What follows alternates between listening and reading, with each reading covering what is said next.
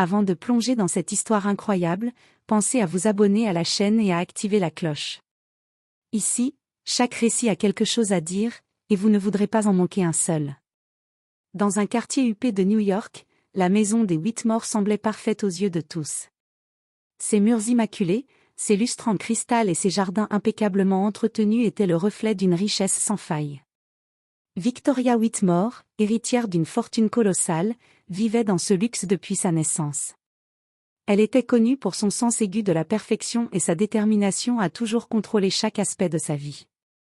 Mais ce qu'elle ignorait, c'était l'existence d'un petit univers parallèle derrière ses portes closes. Là, dans le salon baigné par la lumière du matin, sa domestique, Maria Johnson, une femme noire dans la quarantaine à l'allure douce mais à la détermination silencieuse, enseignait à son fils, Elia, âgé de 6 ans, quelque chose de remarquable. Elia n'était pas un enfant ordinaire. Diagnostiqué autiste, il avait longtemps lutté pour communiquer avec le monde extérieur. Mais avec Maria, il brillait. Elle lui enseignait non seulement les bases du langage, mais aussi les subtilités de 9 langues différentes, l'anglais, l'espagnol, le français, l'italien, l'allemand, le chinois, le japonais, le russe et l'arabe. Chaque mot prononcé était une victoire, chaque phrase un triomphe silencieux. Maria utilisait des méthodes adaptées à son rythme, combinant patience infinie, jeux interactifs et chansons. Victoria, qui passait par hasard dans le salon ce matin-là, s'arrêta net. Son regard se posa sur son fils, absorbé dans son apprentissage, et sur Maria, qui répétait avec douceur. « Say it slowly, Elia. One more time. » Le cœur de Victoria se serra. Jamais elle n'aurait imaginé que la femme qu'elle considérait simplement comme sa domestique possédait un tel talent et une telle patience. Et surtout, jamais elle n'aurait cru que son propre fils, souvent distant et silencieux, pouvait s'épanouir autant grâce à cette femme qu'elle avait toujours sous-estimée. Un silence lourd tomba dans la pièce, interrompu seulement par la voix douce d'Elia qui répétait laborieusement les mots étrangers. Ce moment était si chargé de beauté et d'émotion que Victoria sentit une décision naître en elle, une décision qui allait bouleverser sa perception de Maria, de son fils et de sa propre vie. Elle savait qu'elle ne pouvait plus ignorer ce qui se passait sous son toit. Ce qu'elle allait faire ensuite allait changer le destin de tous les trois. Victoria Whitmore s'assit dans le grand fauteuil du salon, ses mains crispées sur les accoudoirs. Son esprit tournait à 1000 à l'heure. Comment avait-elle pu ignorer pendant toutes ces années le talent et le dévouement de Maria? Et comment Elia, son fils si réservé, avait-il pu développer des compétences aussi incroyables? Maria, inconsciente de la présence de Victoria, continuait son enseignement avec douceur. Elia répéta encore une fois une phrase en italien, son visage illuminé d'une fierté qu'il n'exprimait jamais autrement. Victoria sentit une boule d'émotion lui remonter à la gorge. Elle se leva lentement, et d'une voix douce mais ferme, dit « Maria ». Maria sursauta, surprise de voir la maîtresse de maison derrière elle. Elle s'inclina poliment, le regard rempli de respect, mais aussi d'inquiétude. « Oui, Madame Whitmore ?» Victoria s'approcha et observa Elia qui terminait sa phrase en japonais avec une précision surprenante. Puis elle regarda Maria. « Je ne savais pas ce que tu faisais pour mon fils. » Maria baissa légèrement les yeux, incertaine de la réaction de Victoria. « Je voulais juste l'aider, madame.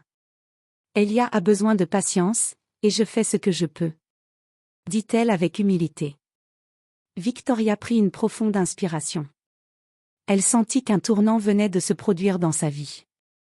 Pour la première fois, elle ne voyait plus Maria comme une simple employée de maison, mais comme une alliée, une personne capable de transformer la vie de son fils. « Maria, je veux que tu continues. Et je veux que tu aies toutes les ressources dont tu as besoin pour lui apprendre ce que tu sais. » Maria resta bouche bée, incapable de trouver les mots. Elle avait toujours rêvé d'être reconnue pour ses efforts, mais jamais elle n'aurait imaginé une telle marque de confiance venant de Victoria. Elia, qui avait senti le changement d'atmosphère, leva les yeux vers Victoria et esquissa un petit sourire timide. Victoria s'agenouilla devant lui et murmura. « Tu es incroyable, mon garçon, et Maria aussi. » Pour la première fois, Victoria sentit que son rôle de mère n'était plus limité à superviser ou contrôler. Elle avait pris une décision qui allait transformer la vie de son fils et la relation avec Maria, elle allait les soutenir pleinement, et les laisser briller. Ce jour-là, une alliance inattendue naquit dans cette maison luxueuse. Une alliance qui allait, lentement mais sûrement, ébranler toutes les perceptions que Victoria avait d'elle-même, de son fils et de celle qu'elle considérait autrefois comme une simple domestique. Le lendemain matin, Victoria ne pouvait s'empêcher de penser à la scène d'hier. Le visage concentré d'Elia, les gestes patients de Maria, et cette énergie silencieuse mais vibrante qui emplissait le salon, tout cela ne quittait pas son esprit. Elle prit une décision, aujourd'hui, elle allait observer de plus près. Elle s'installa discrètement dans l'angle du salon, une tasse de café à la main, et laissa Maria commencer la leçon. Elia travaillait sur le mandarin aujourd'hui. Maria répétait chaque mot avec lui, corrigeant doucement sa prononciation et félicitant chaque progrès, même minime. Victoria fut frappée par la méthode de Maria. Ce n'était pas juste de l'enseignement, c'était de l'art, une manière de toucher l'esprit de l'enfant, de stimuler sa curiosité et sa confiance. Chaque geste, chaque mot était calibré pour transformer l'apprentissage en jeu, en aventure. Après quelques minutes, Victoria osa s'avancer doucement. « Maria, peux-tu me montrer comment tu fais ?» demanda-t-elle, un mélange de curiosité et d'admiration dans la voix. Maria se redressa, surprise mais flattée. « Bien sûr, Madame Whitmore. »« Elia, veux-tu montrer à maman ce que tu sais ?» Elia hocha timidement la tête et répéta quelques phrases en espagnol, puis en français. Victoria resta bouche bée. Non seulement son fils parlait couramment plusieurs langues, mais il comprenait les nuances, les intonations, même les subtilités culturelles. Victoria sentit une émotion profonde monter en elle. Jamais elle n'avait imaginé que son fils pouvait être aussi brillant, et que Maria possédait un talent pédagogique aussi rare. « Maria » dit-elle, sa voix tremblante légèrement. « Tu as fait tout ça toute seule ? Sans aide ?» Maria hocha la tête. « Oui, madame. Je voulais que Elia puisse s'exprimer, communiquer, et se sentir capable malgré ses difficultés. » Victoria sentit une vague de respect et de gratitude l'envahir. Elle prit une décision qui allait sceller le futur de cette relation. « Maria, je veux que tu restes avec nous, mais pas seulement comme domestique. Je veux que tu sois la tutrice officielle d'Elia. Et je vais m'assurer que tu aies tout ce dont tu as besoin pour l'aider à s'épanouir. » Maria sentit ses yeux s'embrumer. Elle n'avait jamais rêvé de reconnaissance à ce niveau. Et Elia, comprenant la gravité de la situation, sourit timidement, heureux de voir sa maman et Maria se rapprocher dans ce projet commun. Pour Victoria, ce moment fut une révélation. Elle comprit que le véritable luxe de sa maison n'était pas dans ses murs ou ses bijoux, mais dans le potentiel inexploité de son fils et dans la passion désintéressée de Maria. Et elle savait qu'à partir d'aujourd'hui, rien ne serait plus jamais pareil. Quelques jours après avoir décidé de soutenir Maria et Elia, Victoria Whitmore se rendit compte que la route ne serait pas aussi simple qu'elle l'espérait. La maison des Whitmore, bien que luxueuse, était également un lieu où les apparences comptaient plus que tout. Et certaines personnes de son entourage avaient des idées très arrêtées sur les rôles que chacun devait occuper. Lors du petit déjeuner, Victoria aborda le sujet avec son mari, Charles Whitmore, un homme d'affaires influent mais assez conservateur dans ses mentalités. « Charles, j'ai pris une décision concernant Maria et Elia. Je veux qu'elle devienne sa tutrice officielle, » annonça Victoria d'une voix ferme. Charles fronça les sourcils. « Tutrice ? Mais Maria est notre domestique. Tu ne peux pas sérieusement envisager de la mettre dans un rôle si important pour notre fils. » Victoria sentit sa patience monter. « Charles, ce n'est pas une question de statut. C'est une question de compétence. Elia progresse plus avec elle qu'avec n'importe quel professeur que nous aurions pu engager. Et je refuse de laisser son potentiel s'éteindre. » Charles secoua la tête, visiblement sceptique. « Très bien. Mais tu sais que la société ne verra pas ça d'un bon œil. » Victoria sourit avec détermination. Elle savait que des obstacles viendraient, mais elle était prête à les affronter. Dans les jours qui suivirent, Victoria commença à aménager un espace dédié à l'apprentissage d'Elia dans la maison. Bibliothèque multilingue, jeux éducatifs, cartes interactives et logiciels spécialisés, tout fut mis à disposition pour stimuler la curiosité et le développement de l'enfant. Maria était aux anges, mais elle sentait aussi le poids de cette nouvelle responsabilité.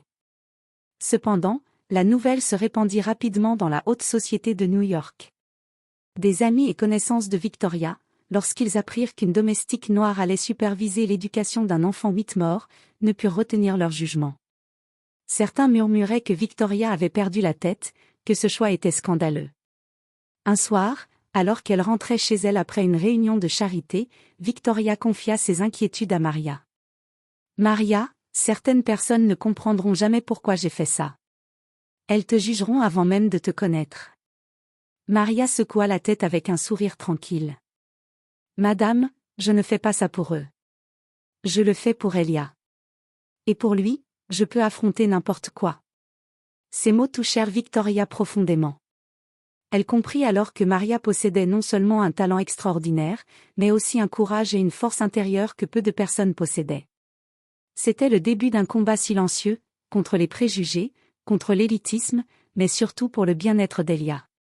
Et Victoria savait qu'elle ne pouvait plus reculer. Quelques semaines s'étaient écoulées depuis que Victoria avait officialisé le rôle de Maria dans l'éducation d'Elia. Les progrès de l'enfant étaient spectaculaires. Ses phrases en espagnol, français et italien étaient maintenant fluides, et il pouvait tenir de courtes conversations en japonais et en chinois. Chaque nouveau mot semblait éveiller une étincelle dans ses yeux, et Victoria ne pouvait s'empêcher de ressentir une fierté mêlée d'émerveillement. Maria, toujours patiente et attentive, ajustait ses méthodes selon les besoins d'Elia. Elle avait même commencé à intégrer des exercices de mémoire, de logique et d'expression artistique. Elia avait développé une capacité étonnante à retenir les détails, et son imagination s'épanouissait de manière impressionnante. Un après-midi, Victoria décida d'emmener Elia et Maria à la bibliothèque municipale pour la première fois. Elle voulait que son fils soit exposé à un environnement extérieur, à d'autres enfants et à d'autres ressources. Dès leur arrivée, les regards se tournèrent vers eux. Les habitants de ce quartier aisé ne s'attendaient pas à voir une domestique noire guidant l'enfant de la famille Whitmore avec autant de compétence et d'autorité. Certains chuchotaient, d'autres observaient avec curiosité. Le bibliothécaire, surpris par le niveau linguistique d'Elia, s'exclama.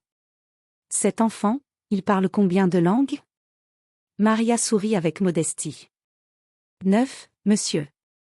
Nous travaillons beaucoup à la maison. » Victoria sentit une vague de fierté. Elle voyait maintenant à quel point cette décision allait changer non seulement la vie de son fils, mais aussi la perception des autres. Mais tout n'était pas simple. Certains parents se montrèrent jaloux et sceptiques, murmurant que Victoria se montrait trop indulgente ou que Maria ne devait pas avoir un tel rôle. Les préjugés et les jalousies commençaient à apparaître. Une mère s'approcha un jour et demanda, d'un ton condescendant. « Vous êtes sûr que c'est une bonne idée que votre domestique enseigne à votre fils ?» Victoria répondit avec calme mais fermeté. « Je suis sûre que c'est la meilleure décision pour lui. Vous pouvez juger, mais les résultats parlent d'eux-mêmes. » Maria, silencieuse mais digne, se contenta d'accompagner Elia, qui avait l'air plus sûr de lui que jamais. Ce jour-là, Victoria comprit une chose essentielle, le véritable défi ne résidait pas dans l'enseignement ou les progrès d'Elia, mais dans le monde extérieur et les jugements qu'il poserait sur leur choix. Elle savait qu'elle devait protéger son fils et Maria, et elle était prête à le faire, quoi qu'il en coûte. Pour Victoria, chaque sourire d'Elia, chaque nouveau mot prononcé, était un éclat de lumière dans l'ombre du jugement et du scepticisme. Et elle était déterminée à faire en sorte que cette lumière ne s'éteigne jamais. La maison des Whitmore, si calme et ordonnée, devint le théâtre de tensions inattendues. Si Victoria était convaincue de son choix, son mari Charles et certains membres de la famille n'étaient pas prêts à accepter la place centrale qu'elle accordait à Maria dans la vie de leur fils. Un soir, lors d'un dîner familial, Charles ne put retenir ses critiques. « Victoria, je comprends que tu veuilles aider Elia », commença-t-il d'un ton mesuré mais ferme, mais lui confier son éducation à notre domestique, c'est inconcevable. Qu'est-ce que les autres vont penser? Et si quelque chose tournait mal? Victoria leva les yeux, son regard tranchant mais calme. Charles, ce que les autres pensent n'a aucune importance. Ce qui compte, c'est Elia. Et Maria est la personne la plus compétente pour l'aider. Sa sœur, Margaret, secoua la tête avec mépris. Victoria, tu es en train de ruiner la réputation de notre famille. Comment peux-tu laisser un domestique influencer l'éducation de notre héritier? Victoria prit une profonde inspiration. Margaret, Maria ne fait pas que m'influencer moi, elle influence Elia, et ses résultats sont là pour le prouver.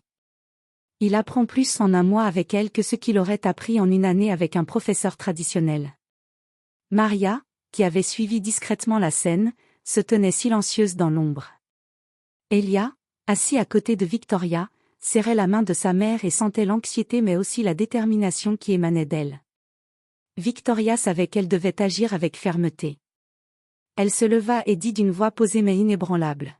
« J'ai pris ma décision, et elle est définitive. Maria restera avec Elia, et je fournirai tout ce dont elle a besoin pour qu'il continue à progresser. Si vous ne pouvez pas soutenir cette décision, alors vous devez apprendre à respecter mon rôle de mère. » Un silence lourd tomba sur la table. Charles baissa les yeux, visiblement vexé mais incapable de contredire sa femme. Margaret détourna le regard, consciente qu'elle avait perdu cette bataille. Après le dîner, Victoria monta dans le bureau avec Maria et Elia. Elle s'agenouilla devant son fils. « Elia, je sais que certaines personnes ne comprennent pas pourquoi nous faisons ça. Mais sache que nous croyons en toi. Et je ferai tout pour que tu puisses être le meilleur, peu importe ce que les autres pensent. » Maria posa une main sur l'épaule d'Elia et murmura. « Ne laisse jamais personne te dire que tu ne peux pas réussir. Tu es spécial, et tu as un don que peu de gens possèdent. » Elia, pour la première fois, sembla comprendre pleinement l'ampleur de ce soutien. Un sourire confiant illumina son visage. Victoria, en observant la complicité entre Maria et son fils, sut qu'elle avait pris la bonne décision. La bataille pour protéger l'avenir d'Elia venait de commencer, et Victoria était prête à affronter tous les obstacles pour que son fils et Maria puissent s'épanouir pleinement. Quelques semaines plus tard, les progrès d'Elia dépassaient toutes les attentes. Non seulement il parlait couramment plusieurs langues, mais il commençait également à montrer des aptitudes exceptionnelles en mathématiques et en logique. Maria, avec sa patience légendaire, avait su identifier ses forces et les cultiver avec des jeux éducatifs, des exercices interactifs et des défis adaptés à son rythme. Victoria, émerveillée, décida de pousser un peu plus loin. Elle invita un spécialiste renommé en pédagogie pour enfants surdoués et autistes, le professeur Daniel Harper, afin qu'il évalue les compétences d'Elia. Lorsque le professeur arriva, Elia, d'habitude réservée, s'anima immédiatement en parlant espagnol, français, japonais et même russe. Il résolut des énigmes complexes et démontra une mémoire exceptionnelle pour des détails que peu d'adultes auraient pu retenir. Daniel Harper, stupéfait, nota rapidement. « C'est impressionnant. Ce garçon possède des capacités cognitives hors du commun, et son bilinguisme précoce est remarquable. » Victoria sentit son cœur se gonfler de fierté. Maria, toujours humble, baissa les yeux en murmurant. « Tout cela, c'est grâce à lui aussi. Il travaille dur, madame. » Mais la reconnaissance extérieure attira aussi la jalousie et la critique. Certains parents et voisins ne voyaient pas d'un bon œil qu'une domestique noire soit à l'origine du succès spectaculaire de l'enfant Whitmore. Des murmures circulaient dans les cercles sociaux. Comment une domestique peut-elle éduquer un Whitmore? Victoria sentit que la bataille venait de prendre une nouvelle dimension. Ce n'était plus seulement une question familiale, mais une question de perception sociale et de préjugés raciaux et de classe. Un après-midi, alors qu'Elia révisait ses langues avec Maria dans le salon, Victoria s'assit à ses côtés et lui dit. « Elia, bientôt, le monde va voir à quel point tu es brillant. Et tu dois être prêt à affronter ceux qui ne comprendront pas ton talent. » Elia leva les yeux, sérieux mais confiant. « Je suis prêt, maman. Avec Maria à mes côtés, je peux tout faire. » Maria sourit, émue par la détermination de l'enfant. Victoria comprit alors que la vraie force d'Elia ne résidait pas seulement dans son intelligence, mais dans le soutien indéfectible et la patience de Maria, et dans la décision courageuse de sa mère de croire en lui contre l'avis de tous. Ce fut le début d'une nouvelle étape. Elia n'était plus simplement le fils des Whitmore. Il devenait un exemple de courage, de persévérance et de talents inattendus, capable de bouleverser les conventions et d'inspirer tous ceux qui croiraient en lui. Alors que les compétences d'Elia devenaient de plus en plus visibles, la rumeur de son talent se répandit bien au-delà des murs des Whitmore. Certains voisins et membres de la haute société se montrèrent curieux et admiratifs, mais beaucoup d'autres restèrent sceptiques, critiquant ouvertement Victoria pour avoir permis à Maria, sa domestique noire, de guider l'éducation de leur héritier. Un après-midi, alors que Victoria et Maria guidaient Elia à travers une leçon de russe, on frappa à la porte du salon. C'était Mrs. Anderson, une voisine réputée pour son influence dans le quartier et pour son engagement dans l'éducation des enfants. « Victoria, j'ai entendu parler des progrès extraordinaires d'Elia, dit-elle en entrant, un sourire sincère aux lèvres. Et je voulais vous dire, je trouve ce que vous faites absolument remarquable. » Victoria, surprise par ce soutien inattendu, répondit. « Merci, Mrs. Anderson. Votre avis compte beaucoup pour moi. » Maria observa attentivement, se demandant si cette femme allait juger ou encourager. Mrs. Anderson s'agenouilla pour parler directement à Elia. « Elia, j'ai entendu dire que tu parles déjà plusieurs langues. Continue comme ça, tu as un vrai talent. » Elia sourit timidement mais fièrement. Victoria sentit une vague d'émotion l'envahir. Enfin, ils avaient trouvé un allié dans ce monde où les préjugés semblaient omniprésents. Mais l'adversité ne tarda pas à frapper. Quelques jours plus tard, un groupe de parents jaloux envoya une lettre à l'école d'Elia, suggérant que ses progrès étaient suspectés et insinuant que Maria manipulait la situation pour obtenir des faveurs. Victoria sut qu'elle devait agir rapidement. Plutôt que de se laisser intimider, elle décida de prendre les devants et invita le directeur de l'école à la maison pour observer une leçon. Elia, excitée, se mit à parler en italien, en chinois et à résoudre des problèmes complexes de logique devant le directeur, Maria et Victoria. Le directeur, impressionné et ému, déclara. « Je n'ai jamais vu un enfant avec une telle capacité et un tel enthousiasme pour l'apprentissage. Maria a fait un travail extraordinaire, et je soutiens totalement votre démarche. » Victoria sentit son cœur s'alléger. Elle savait que malgré les critiques, les véritables alliés finiraient par reconnaître le talent et le travail acharné derrière chaque réussite. Maria, toujours humble, murmura à Victoria. « Madame, nous pouvons affronter tout cela, tant que nous restons unis. » Victoria sourit, déterminée. « Oui, Maria. Et ensemble, nous allons montrer à tout le monde ce qu'Elia peut accomplir. » Ce fut un moment clé. Pour la première fois, Victoria réalisa que le soutien extérieur et la reconnaissance des efforts de Maria et d'Elia pouvaient commencer à faire changer les mentalités, même dans un environnement rempli de préjugés et de jalousie. Les progrès d'Elia étaient désormais trop impressionnants pour rester confidentiels. Un article local relata ses talents linguistiques et cognitifs exceptionnels, soulignant le rôle central de Maria dans son apprentissage. L'histoire fit rapidement le tour de la ville, attirant journalistes, experts en éducation et passionnés de pédagogie. Victoria, consciente de l'attention croissante, décida de gérer cette notoriété avec prudence.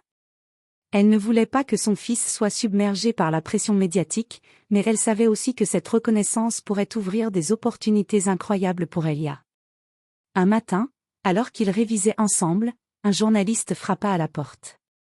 Victoria l'accueillit, expliquant calmement. « Elia est un enfant, et son développement est avant tout notre priorité. Nous souhaitons partager ses progrès de manière respectueuse, sans créer de pression inutile. » Elia, curieux mais calme, salua le journaliste. Maria, toujours à ses côtés, sourit doucement, rassurant l'enfant. Peu après, plusieurs experts internationaux prirent contact avec Victoria, souhaitant rencontrer Elia et Maria pour étudier leurs méthodes. Des invitations à des conférences, des séminaires et même à des programmes éducatifs spéciaux affluèrent. Victoria réalisa que ce petit monde qu'elle avait créé dans son salon avait maintenant des répercussions bien au-delà de la maison Whitmore. Mais cette visibilité attira aussi la jalousie et les critiques. Certains membres de la haute société continuèrent de murmurer que Maria volait la vedette, ou que Victoria mettait trop de pouvoir entre les mains d'une domestique. Un soir, après une longue journée de rencontres et d'interviews, Victoria prit Elia et Maria à part. « Je sais que tout cela peut sembler intimidant, dit-elle doucement. Mais souvenez-vous, Tout ce que nous faisons, nous le faisons pour toi, Elia. Personne ne peut changer la vérité de ton talent ni la valeur de Maria. Maria posa une main rassurante sur l'épaule d'Elia. Peu importe ce que les autres disent. Nous savons ce que nous avons accompli. Et c'est ça qui compte. Elia sourit timidement mais avec fierté. Victoria sentit une vague de gratitude envers Maria. Non seulement elle avait transformé l'apprentissage de son fils, mais elle avait aussi créé un lien indéfectible avec lui et renforcé la confiance de Victoria en sa propre capacité de mère protectrice et visionnaire. Ce fut le début d'un nouveau chapitre pour les Whitmore, un chapitre où talent, courage et persévérance commenceraient à redéfinir les perceptions sociales et à montrer que, parfois, les plus grandes leçons de vie viennent de ceux que l'on sous-estime le plus. Alors que la renommée d'Elia continuait de croître, un événement inattendu vint tester leur détermination.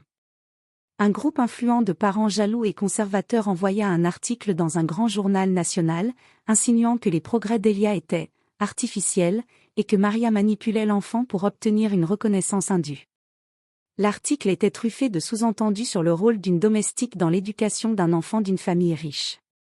Victoria lut l'article avec un mélange de colère et de tristesse. Elle savait que cela pouvait ébranler la confiance d'Elia s'il en prenait connaissance. Maria, toujours calme, posa une main sur son bras.